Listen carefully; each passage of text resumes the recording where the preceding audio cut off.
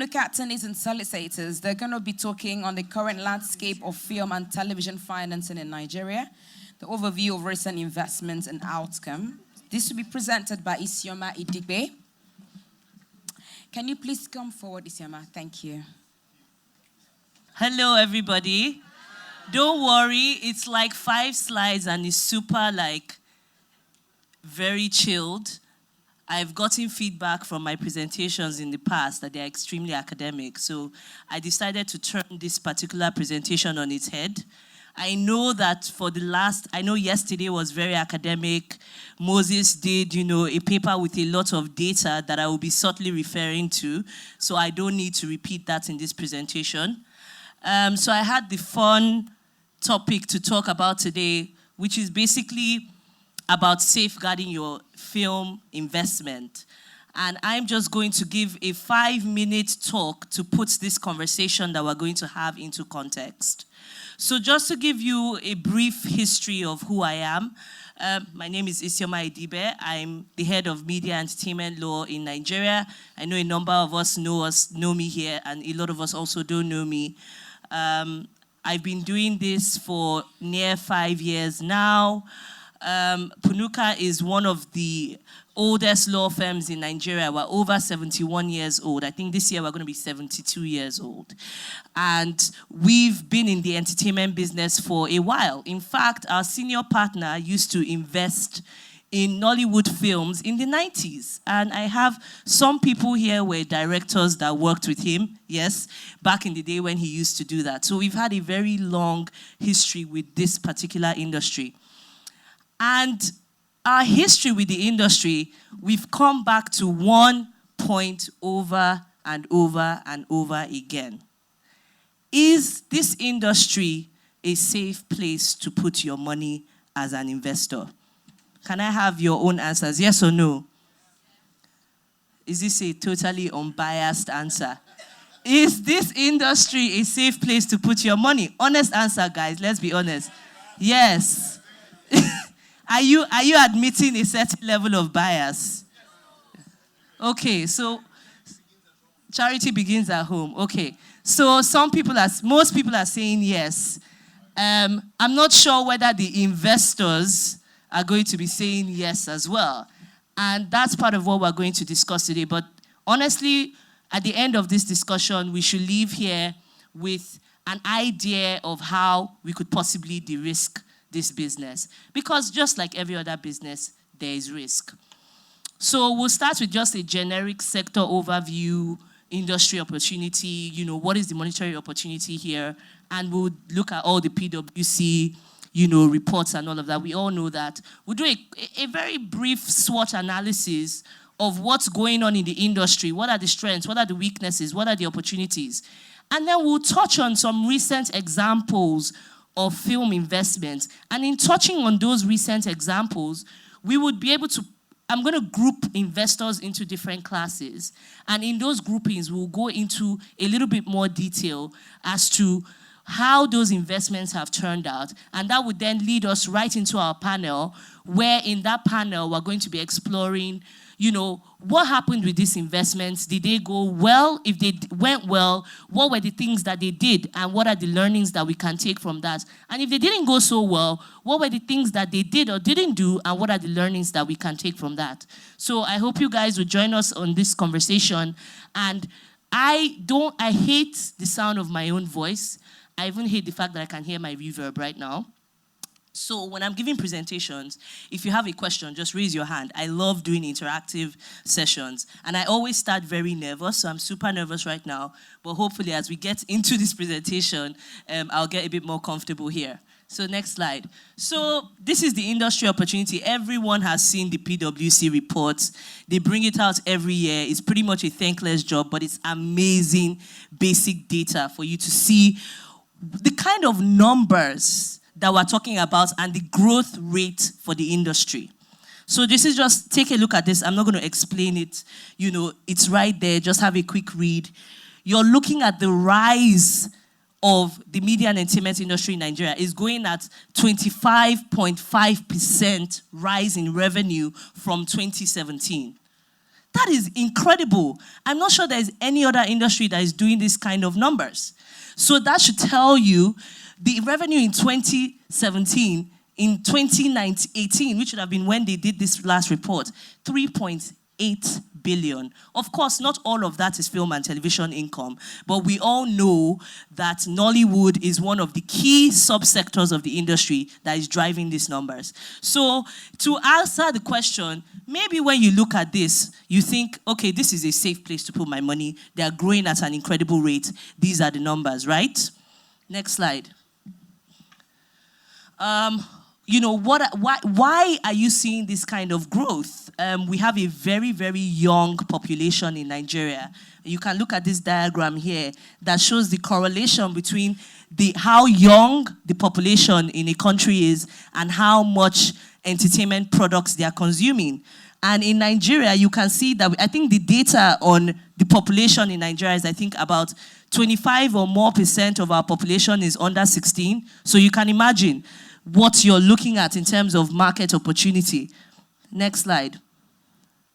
So I think I don't need to overemphasize the fact that there is a major opportunity in this industry. And not only is there a major opportunity, the industry itself is monetizing, is making money. So the question that we need to ask ourselves is, how as an investor can I come in and tap into this growth and tap into this money, that the industry is making? And I'll do a quick SWOT analysis. What are the strengths of the industry?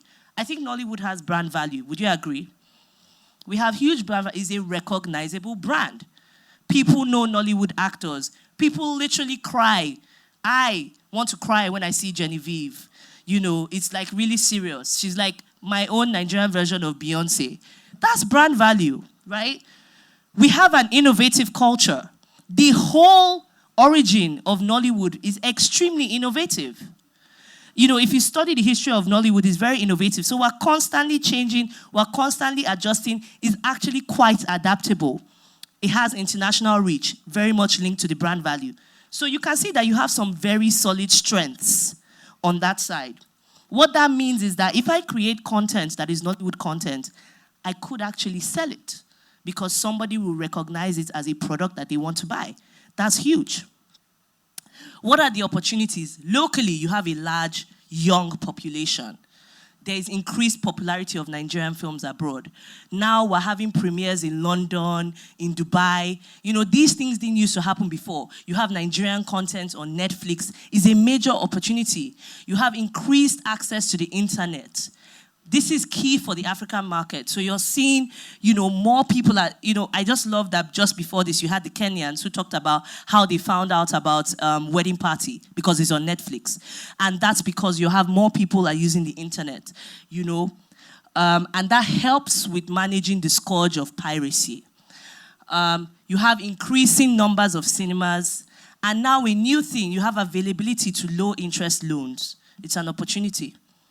That means access to funding that wasn't there before.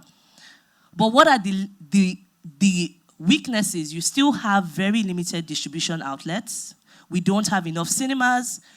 The SVOD platforms aren't spread out enough. So there aren't still enough places where you can take your content to and monetize it. You have limited know-how. I will go into this later. And what are the major threats that you have? You have a weak intellectual property protection infrastructure, and I know a lot of people have talked about that. Someone actually said, I don't trust anybody with my intellectual property. It is a major problem. And we will talk about a particular case study of how this became a major issue for an investor. And then you have a developing film industry structure. So when I say a developing film industry structure, it touches into a lot of things. It still links back to the fact that we have limited distribution channels, the fact that we still have a skills gap that is quickly closing, by the way. So all these things, as an investor, these are the things I'm looking at. Okay, PwC is telling me this is a viable industry and is making so and so amount of money. This is a quick SWOT analysis of the industry. How do I play ball? Knowing all of this. Next slide. So some recent film investments. I just pulled out like 5 that I felt were going to be interesting to talk about, and I'll explain the different reasons. Half of a Yellow Sun, this was a while back. But Half of a Yellow Sun was interesting because some of the money, I think 30% of the money was funded by the BFI, and about the remaining 70% were funded by wholly Nigerian funded by private individuals. Now, when I say private individuals, these are not producers that are in the business of producing films. These were just private individuals that made an investment into a film. This is critical. Now, in the history of Nollywood, this has always happened. I just talked about how our senior partner was an EP for many years. So this has always happened. But it never happened at what was the budget for this film? At the 2-point-something million.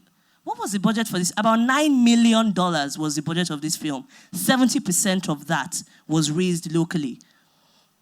So that's huge. And that's why, and we'll talk about Half of a Yellow Sun in a lot of detail. Wedding Party 1 and 2, I know some of the people who were involved are here. Wedding Party 1 and 2, formed by the Efiki Collective. Again, very interesting concept. For the first time, officially, you see significant companies coming together in a co-production to produce this movie. So you can see that we're already exploring different types of investors or ways to invest in a film content. King of Boys, How Holdings, and others. I don't know how many people realize that How Holdings invested in King of Boys. God Calling, How Holdings. King of Boys, God Calling, How Holdings, again, is a private investor. They invest in a bunch of things, right? And so they're taking a little bit of a test into this particular industry, just like if they were going to invest in in a farm or something, you know? So this is almost like a VC fund type thing, for lack of a better way to define it. And then I just grouped one thing as well, all the BOI funded films. Now, if you've been following what I'm saying, you realize that all these films have different types of investors. So what are these different types of investors? You have with Half of a Yellow Sun, private equity investment, right? The same thing you have with King of Boys and God's Calling. That's a different type of investor. Then you have with Wedding Party 1 and 2. This is investments made by industry participants. So people who are actually in the business of film, making an investment, and they do it by a vehicle of a co-production. And then you have the BOI-funded films, which I term as the institutional investors. So my next slide, and this is actually the end of the slide, have they all been successful? Does anybody have an answer to that? Have they all been successful, all these films that we've mentioned? Can someone call out like a random percentage from your own aggregate? How many of those films have been successful? 50% of those films. Why do you say 50% have been successful? You look to the list. What are the numbers that you're using to base that on? So what's the definition of success, though? Wait. Yeah. Thank you. That's the first question. What's it? Sorry. I'm trying to get the mic to you. Yeah. I think the first movie is a financial disaster, unfortunately, for those who invested. And one of the impacts it had is that a lot of the high net worth individuals who invested into that film are going to find it hard to touch film again because they had negative experience. That film was really produced for global markets, didn't get the distribution that it needed, which is its biggest problem. I don't particularly like the film myself, but that's a different issue. That's personal taste. The other films, I think God Calling made its money back. And obviously Wedding Party 1 and 2 are the sort of box market leaders in this market. So, but the truth of the matter is that the losses of the first film wipe out all the profits of all the other four because its budget is 10 times the budget of everybody else. Yeah. So, of course, Bob, let's touch back on Okpe's question. What is the definition of success, of a film being successful? My response to that, and I'm opening this up to the floor, my response to that is an investor being able to recoup their initial investment plus profits, at least 20%. That's my idea of successful. Period, and in what window? Over a 3-year period, which is the most successful period of the film. You know, the lifetime of a film is, depending on the kind of film, can be endless. But the most crucial period is the first 3 years when he does his initial theatrical release. Yeah, and I just wanted to, I would like to point out, just like they were saying in the last panel, there is no one shoe that will fit all sizes. If you look at Half of a Yellow Sun, for instance, it had a mix of funding. They had angel investors, they had self-financing, they had equity, they had all kinds of funding. So to my mind, unless you want to use a global standard, you want to use the Hollywood standard, which will say that the film must make back 3 times its original investment. But to my mind, what is really critical is what some of us know, which is the recoupment plan. At what point do you get your money? Is it first naira in or the last naira in? So if, for instance, I invested perhaps my talent, like big Hollywood stars would do, and then immediately the box office, the first time I get my money, I will tell you I've recovered my investment. So it's important we clarify that. I don't think it's really very easy to define what success will be, because just like Okpe said, we need to define the framework and the process that will determine what is success. You see, for us in Nollywood, we're at an evolutionary stage. So I think that what is most important to us is that we need to begin to codify our practice and say, for us, this is what works. Let's not just import a system and adopt it. So when people talk about financing, I find it interesting because now we have all sorts of financing. Okpe and Co. and Moses, they are financing movies. If we talk about film fund, we always think in traditional terms that the commercial bank has to give you money. No, because even in Hollywood, it's not commercial banks that give you money. The bank set up a fund, or individuals or venture capitalists set up a fund. So I think we really need to, that's why this kind of engagement is important. We need to begin to say this is the way we do things in Nollywood. Because for me, the only difference between Nollywood and Hollywood is the size of the money involved and the fact that we've not been bold enough to say, we are Nigerians, so this is the way we would take do our own thing. Make us go do our own. Thank you. Hello. Hi. Chukuma is the name, Royal Exchange. I'll speak from a financial standpoint. And I think we should start with the basics in mind. When you talk about the classification or categorization of success, I'll speak from what a finance person looks at. There's opportunity costs for everything that you do, right? You said if a bank is lending to you, there's opportunity cost because they borrowed the money from somewhere. If you're having investors that are putting money in your film, there's an opportunity cost because they could have put that money somewhere else. So we have to start from there. There are some basic things you should know. Filmmaking, it's a business. Do you understand? Because why put blood, sweat, and tears into something, and at the end of the day, don't make anything out of it? It doesn't make any sense.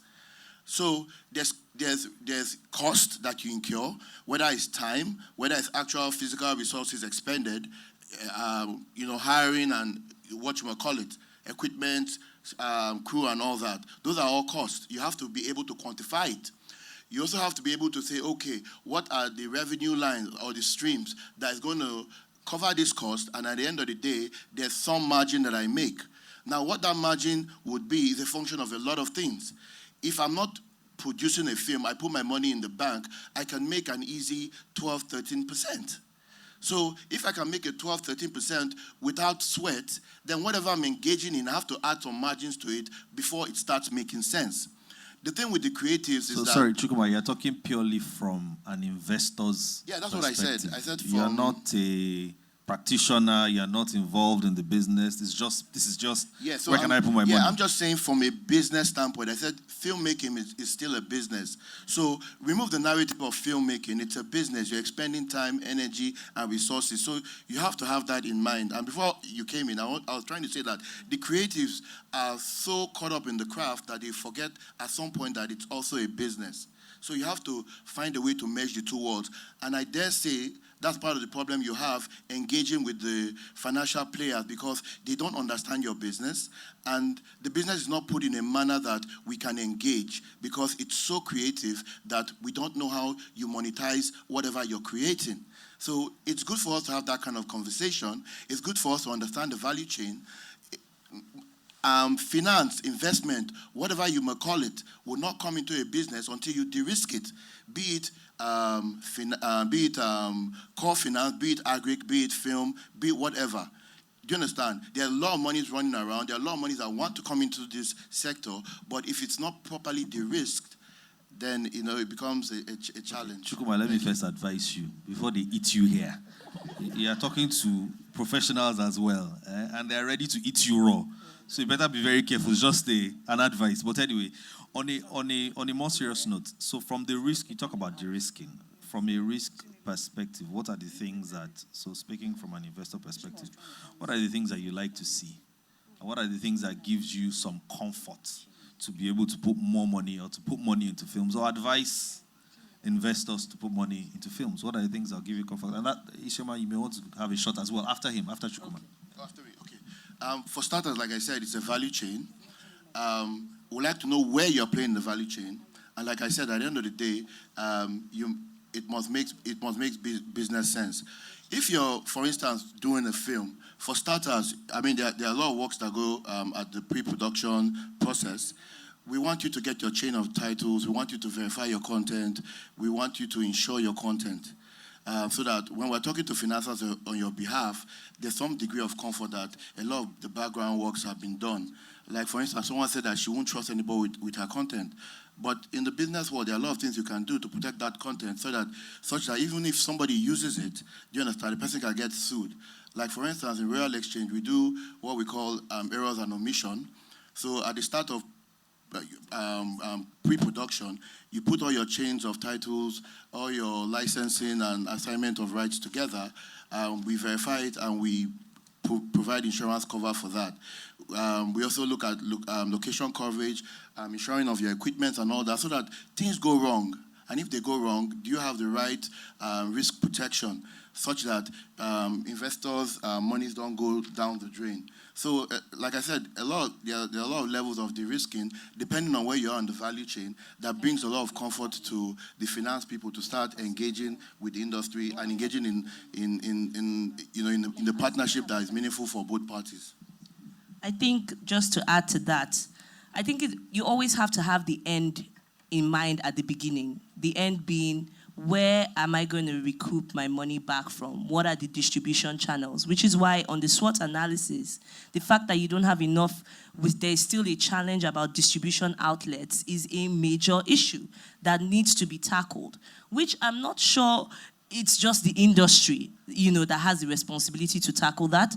I think the government has a huge role to play in tackling those issues, because the government's job is to create an enabling environment. And if there isn't an enabling environment, vis-a-vis there aren't enough outlets for people to distribute their content and ultimately monetize it, then we have a problem. It essentially means that people are working in vain. So I think that part of de-risking the industry requires the government to make key interventions in key areas of the value chain, the most critical area being distribution. And distribution is not just local, I think it's also international. We don't have co-production agreements or treaties. Now, people think co-production treaties is just about being able to shoot in one place and another place. No, it also opens up doors about how can I exhibit my content in this particular country. So, and we have government agencies that have the responsibility to facilitate these things, and they are not doing it. So I think the government needs to step into the value chain where they can create an enabling environment so that people can actually start to derive value. That's the first point. But when you look at it from a B2B perspective, I think the way people structure their engagement is key. Now, I want to tackle... Shema, you have 2 minutes. We have to round up this session. Sorry. I'm so sorry. So I just need to rush through this. When we talk about I want to talk about BOI, but I don't want to talk about BOI as a government agency. I want to talk about BOI. Just imagine that they were an independent financier. I dare to say that I think probably 90 or 95% of the BOI films have failed. I think almost everybody is defaulting on their loans. I mean, is this a yes or no? This is a yes. No, let me finish, please. Sorry, Mr. Madu, please, let me finish. Thank you. Now, most of the people have defaulted on their loans. And why I'm tackling this is because when you study the BOI model, you begin to see some challenges that affect all kinds of investors, right? Both private individuals or whatever. When you study the BOI structure, you realize that the fund was not properly executed. And let me explain why the fund wasn't properly executed. Now, what is the product that we're selling? The end result is a film, right? That film is a product of a creative collaboration. And when the fund puts restrictions on whose equipment you can use, who can distribute your content, okay, you Isioma, have... You know, I think, sorry to cut you short, with these discussions on BOI, and I don't mean to, you know, there's nobody from BOI to tell you what they are doing or how they've corrected those things. But I've because not, these are discussions landed. that we've had. No, I've not landed on the issues. Just let me... Because we need to round up there. I know, but we've really not even had any chance. Sorry. Wow. Well, thank you, guys. So, but there's a point I'm trying to get to. So, why am I raising this issue? It's not a scathing attack on BOI. I actually think that they had the best of intentions. I think the intention was that they had already funded these. This was a form of intervention. They had funded these people to purchase equipment. They had funded these distribution channels. And so they wanted to guarantee that those people were getting business. But here's the thing, though, about a creative process, right? If you don't have the right combination of teams that have the right chemistry, the end product will not be good. And another film that suffered from that was Half of a Yellow Sun. I have had numerous conversations with people who invested in it. And one thing, I don't want to name names, but I think sometimes it becomes very difficult not to name names. But when you watch the film, what does it watch like? It reads like a stage play. And it comes back to the fact that the person who directed the film, were they the right choice of a director? So as an investor, right, you need to do your due diligence. But film industry due diligence is not like traditional, where you go and check their books, are their accounts good? You need to go a step further. Who is the creative team behind this project? Because if that creative team cannot deliver content that is sellable, then your investment died the moment you made it. So that's one of the critical things that you need to be looking at as an investor. You need to do due diligence on your team. Who are these people? Have they done this before? But sometimes them having done this before is not a guarantee, right? What is the chemistry? What is the quality of the product? If I know, I'm advising on a project right now. The budget is $1.1 million. It's an animation, right? And I was in a meeting with executive producers, and there was something wrong with the script, and the producer was hiding that there was something wrong with the script. And I said to him, if you invest $1.1 million into this animation, with the number of screens you have in Nigeria, you will never make that money back, point blank and period. So if you want this animation to do well, the script has to read in a way that it has global appeal. It has to be produced in a way that it has global appeal. So when you go to the global box office, you actually have a fighting chance. So people need to understand exactly what the opportunities are locally, what the opportunities are internationally, and where you want to play. If I want to make a film and I only care about Nigerian distribution, then you need to know this is the maximum amount of money I should put on this, because this is the maximum amount of revenue I can make from all the box office. So these are the questions that investors need to be asking. That when you look at the poor fellows on what I call my hit list that haven't had the good experience, you find out that they didn't ask those questions, not because they are not intelligent and brilliant people who have made numerous kinds of investments. They just didn't know. And that's why you have sessions like this. But just to go back on the BOI thing, apart from what I pointed out about restricting who people should partner with and looking at that in terms of how does it affect the ultimate creative output, I felt that there wasn't a monitoring aspect to the production. So when you do productions, you should have what you call a completion bond. What is a completion bond? It's essentially money that you have just in case the production runs out of money, because everyone here knows that each extra day of shoot costs you what? So that production needs to be done on time and on budget.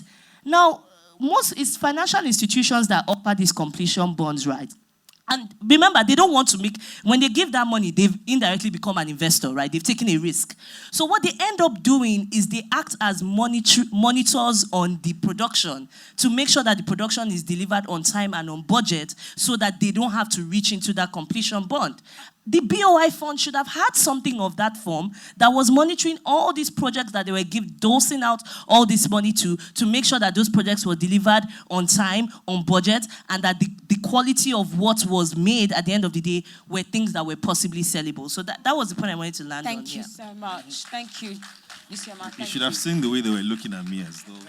So thanks. I think this discussion on financing will I mean, it's something we keep talking about. Probably have to revisit. We probably need to revisit this discussion. Yeah. The reason why I didn't want you to dwell too much on BOI is because it would have been good for someone here to also tell you what they are currently doing. Because a lot of these mistakes you've identified have been seen and being corrected as we speak. And it's a learning curve. But I think that everything you've done was with good intention. Of course.